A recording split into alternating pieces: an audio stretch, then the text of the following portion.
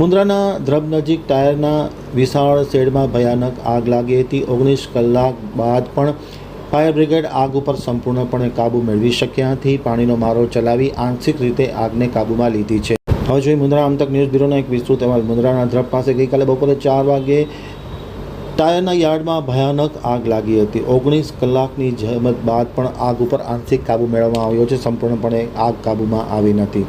મળતી વિગત અનુસાર મુન્દ્રાના ધ્રબ પાસે ટાયરના યાર્ડમાં શોર્ટ સર્કિટના કારણે ભીષણ આગ લાગી હતી।